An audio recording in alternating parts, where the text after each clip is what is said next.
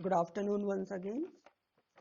And this is my last question on Keats for all of you. And the last one is on Keats's concept of negative capability. This is very valuable for all of you. I hope you have already gone through this concept, but something additional I'm going to give to you people, right? Now, see,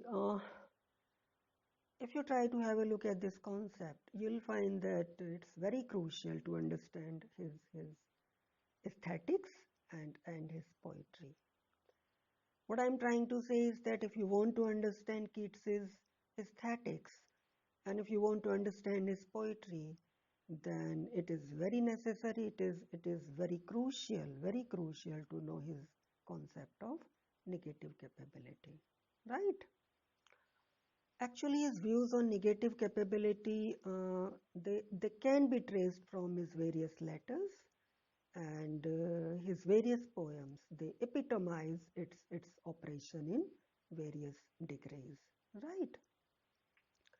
Now, Keats feels that negative capability is fundamental to any good poetic creation and it plays a vital role in the making of a great artist.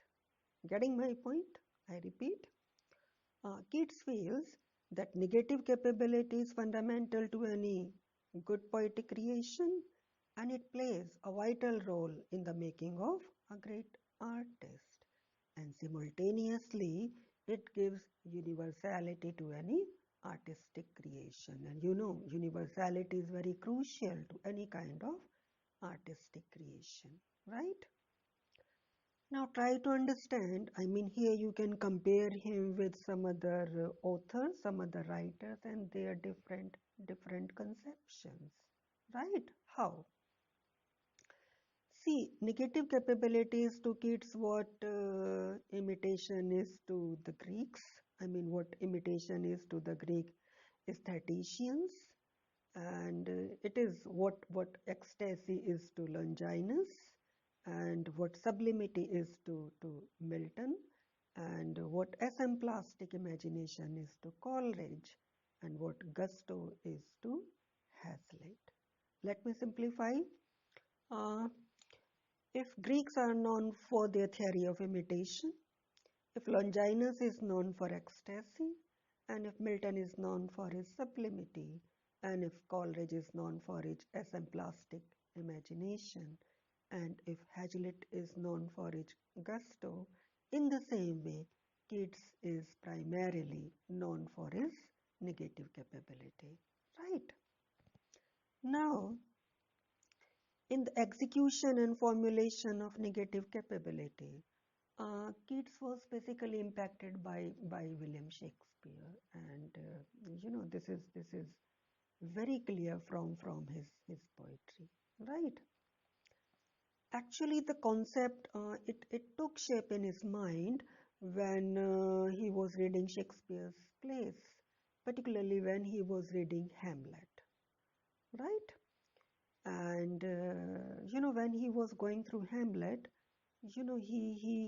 he felt a kind of subjective identification with its protagonist. Getting my point? Actually, if you remember, one of the brothers of Keats was suffering from tuberculosis.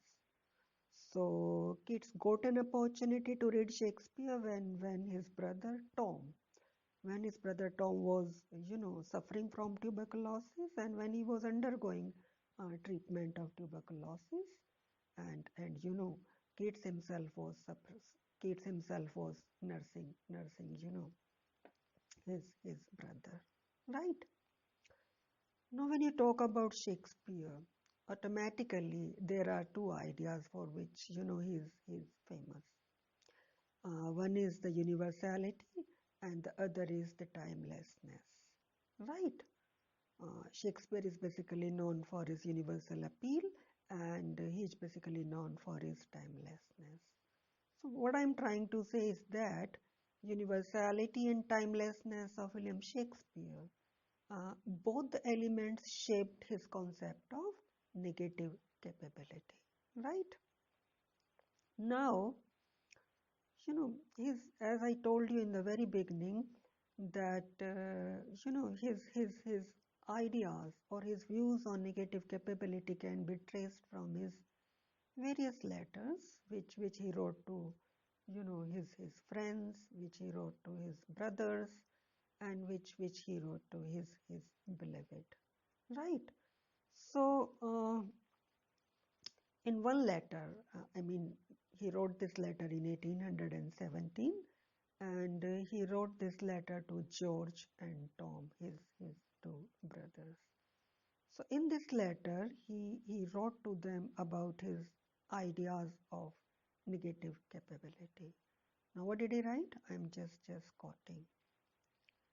See, in the letter he says that negative capability is when man is capable of being in uncertainties, mysteries, and doubts without any irritable reaching after fact. So what is, negative capability? I repeat, it is when man is capable of being in uncertainties, mysteries, and doubts without any irritable reaching after fact, right? And and you know very well that it was his lifelong passion to imitate the inimitable Shakespeare. Getting my point? It was a craving, and it was a lifelong passion to Keats to imitate the inimitable Shakespeare, who, according to Keats, was a paragon of the highest form of creativity. Right? Now, here it is mandatory to know that right from the beginning of his school days, Keats was deeply absorbed in things around him, and he was seriously committed to the people who were very close to him, right? And this inner feeling of closeness with the things around him and with the people who were close to him. So this inner feeling, it cultivated in him a capacity for selflessness or a kind of disinterestedness, right? And these feelings of selflessness or disinterestedness, they finally culminated in his potential to lose himself into the larger experiences of life, right? What I'm trying to say is that this sharpened his sensibility. This disinterestedness, it basically sharpened his sensibility. And how it sharpened his sensibility? You can say that it sharpened his sensibility to appreciate all things, whether the things are good or bad, whether it is the sunny side of life or it is the seamy side of life. Right? I hope you are getting my point. Fine. Then, now it is very interesting to know whether Keats's concept of negative capability and Coleridge's theory of asemplastic imagination, whether they have something or anything in common or not. Now it's very typical to find an exact identity between the two, but a close reading of both the theories or both the concepts uh, reveals that they both recommend fusion and identification. Both Coleridge's asemplastic imagination and Keats's negative capability. They both recommend fusion and identification, right? Now, if you try to have a look at Coleridge's theory of asemplastic imagination, you'll find that it shows a fusion. Fusion of what? Fusion of subject with object, fusion of mind with matter, and a fusion of finite with infinite. A fusion of finite with infinite, right? On the other hand, Keats shows identification with objects. Keats shows identification with objects. Right? I repeat, Coleridge basically in his theory of asemplastic power or asemplastic imagination, there he shows a fusion of subject and object, mind and matter, and finite and infinite. And Keats, on the other hand, he shows identification with objects. Fine. Now, what is common between the two? The common thing is that both theories show a sense of organic unity. And this organic unity, it gives way to universality to a work of art. And universality is supposed to be very crucial for the dignity of any work of art. Right.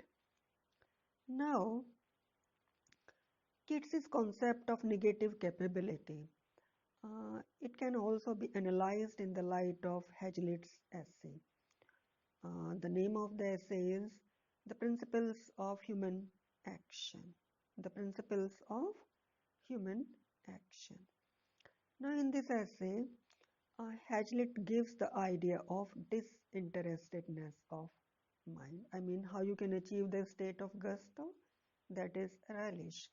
You can achieve through a sense of or by developing the idea of disinterestedness of mind. Fine. Now, don't you feel that it is also a case in negative capability? I mean, the very idea of disinterestedness or the very idea of selfless love, these are the very things in negative capability, right? So, you can say that what is gusto or relish to Hazlitt? That is identification to Keats. And as I have told you, this quality of identification with other things and other objects, it is a quality of negative capability. Right? Now, I hope the concept of negative capability is clear to you. So it is based on selfless love, it is based on, disinterestedness, and above all, it is based on a kind of identification with other objects, right? Whether the objects are good or the objects are bad, because Keats found beauty in all things, good as well as evil, right? Now, let us try to analyze Keats's odes and let us try to find out how the concept of negative capability is operating in them. Right? Now, there is a critic, Graham Hough. Graham Hough. He feels that the odes of Keats are composed as a result of conflict between emotional and intellectual qualities. Right? Means, know, most of the odes of Keats, they are the very result of a kind of conflict between emotional and intellectual qualities, right? Now, this critic calls all the odes of Keats as the supreme example of negative capability. Means negative capability is absolutely working in almost all the odes of John Keats, right? So let us deal with some particular odes. I'll be dealing with the three odes which are in your syllabus, and I'll also be dealing with two more odes which are not in your syllabus. See, first let us try to have a look at his ode, that is ode to Psyche. Right. Now, as I told you, that sympathetic identification is the nub. It is the essence of negative capability. So in Ode to Psyche, Keats basically achieves a complete identification with Psyche, and this in turn makes him forgetful of himself. Right? I mean, he's lost in the world of this Psyche. Right? So, here in the poem, he achieves a complete identification with Psyche, and this makes him, forgetful of his own self. Right? Now, in the same poem, he considers Psyche to be a real goddess, and at the same time is willing to sing in her glory. He is willing to sing in her glory. Right?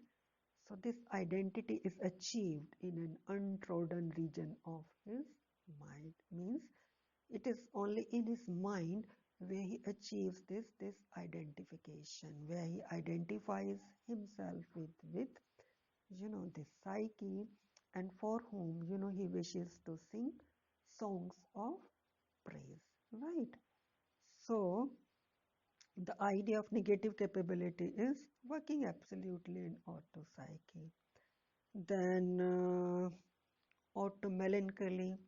So if you go through the poem, you will find that the same identification, he establishes in it also. I mean, the same identification, is working in this poem also, because here in this poem also, he universalizes the experience of melancholy, right?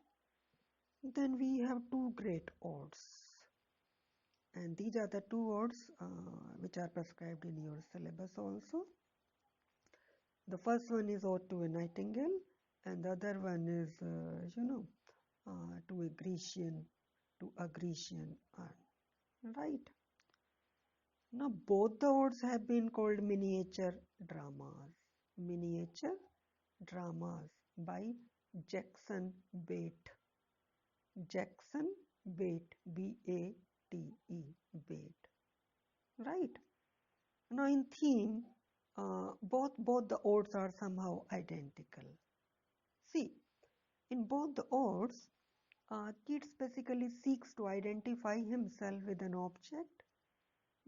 I repeat, in both the odes, Keats basically Keats basically seeks to identify himself with an object, and this can lift him beyond a world of flux, right?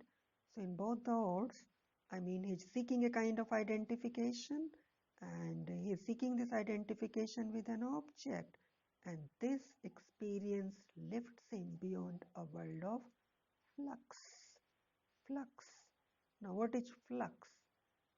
I think I have already told you. Again, I'm explaining it. Actually, the idea has been given by the philosopher Heraclitus. Now, what is the idea? The idea is that everything in the world is in a state of flux. Flux basically means change. So, everything is changing. Everything is changing, and change is the rule of nature. Anything that does not change becomes dead, right? So the idea is that everything is in a state of flux or change, and our mind falsely receives a sense of permanence from the impermanence of things. So we all are living in illusion, right? I repeat, this is somehow complex. The idea is that everything is in a state of flux or change, and our mind falsely receives a sense of permanence from the impermanence of things. Things in this world are they are subject to decay. They are impermanent, but out of them we are trying to seek a kind of the idea of permanence. Right? Now, what Keats is trying to do in each odes, he is basically uplifting himself to a world that is untouched by flux. Getting my point? In most of his odes, or particularly in his ode to Nightingale, what Keats is trying to do is uplifting himself to a world that is untouched by flux. And for this flux, or for this uplifting, what is necessary? Identification is necessary for this uplifting. So you can be uplifted to a world with the help of identification. When you identify yourself with any object, right? So let us try to have a look at this ode to a nightingale. In Ode to Nightingale, you'll find that he achieves this identification with the bird. And if you remember, he wishes to go to the world of Nightingale. Why? Because he feels that the world of Nightingale is not a world of flux. Means this is not a world of change. Why? Because in this world there is no pain, there is no problem, there is no tuberculosis, there is no betrayal, and there is no death. Getting my point? And that's why he wishes to go to the world of Nightingale, first with the help of Bacchus, the god of wine. Then he wishes to go to the world of this nightingale with the help of the viewless wings of imagination. And why does he try to go to the world of Nightingale? Because the world of Nightingale is not a world of flux. This is not a world of change. Moreover, this is a world where there is no pain, there is no problem, no tuberculosis, no betrayal, or no death. Right? I'm quoting one line from the text. In one line he says, already with thee, already with thee. So this line absolutely shows his identification. Means he's already in the world of the nightingale. He has already he has already left the world of flux, that is the world of change, and that is the world of the worldly things. I mean, that is the world of the earth. Fine. So this line, already with thee, it shows his identification with with Nightingale. Fine. Then if you move towards the end of this poem, you'll find that at one place he's so lost in the world of Nightingale that he's not able to recognize what flowers are growing at his feet. In one of the stanzas, in one line of one stanza, he says that he's not able to recognize what flowers are growing at his feet. It means he's so much lost in the world of this nightingale that he's not even able to recognize what flowers are growing at his feet, and he can only recognize them through his sense power. Right? So the basic thing is that Keats wanted poets to be in uncertainty. Why? Because certainty brings in the elements of obstinacy, dogmatism, and this certainty brings a kind of egoistical temperament. Fine. So Keats wanted poets to be in a state of uncertainty. Uncertainty. Why? Because certainty brings in the elements of obstinacy, dogmatism, and even egoistical temperament. Right? Then another poem is, Adonai Grecian Urn. And you know very well that its basic theme is it deals with the theme of permanence versus transience, right?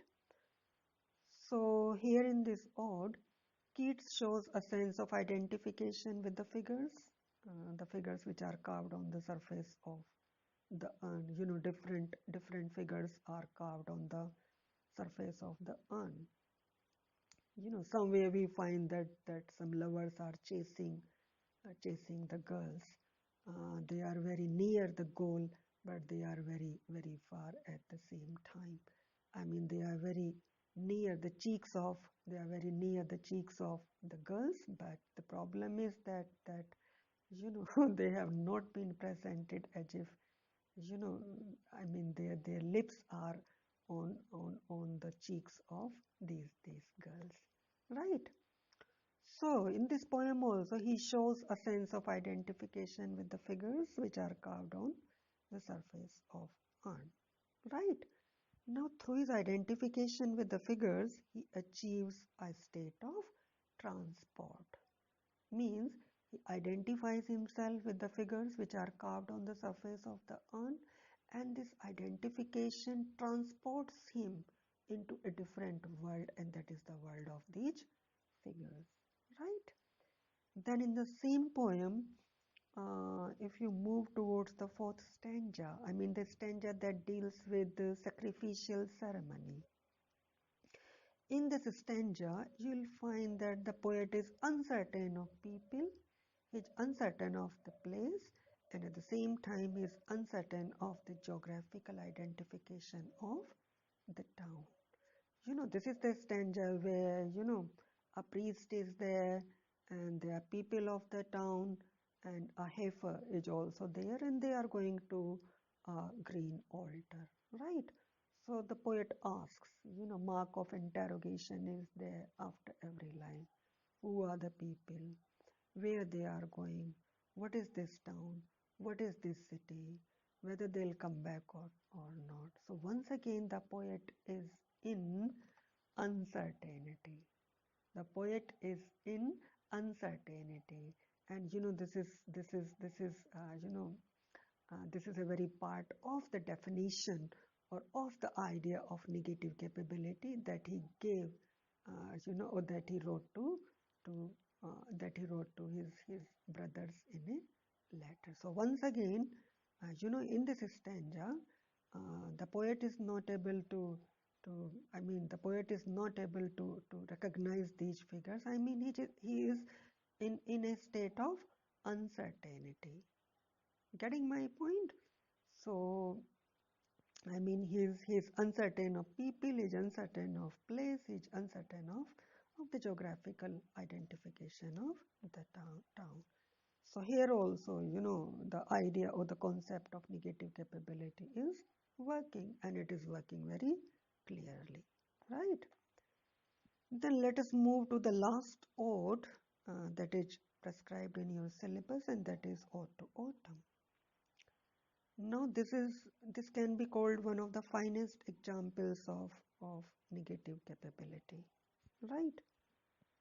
If you go through the poem, you'll find that this poem shows his complete involvement with the beauty of autumn, right? What is the basic concept? The basic concept is that we all admire the spring, and we never try to admire the autumn.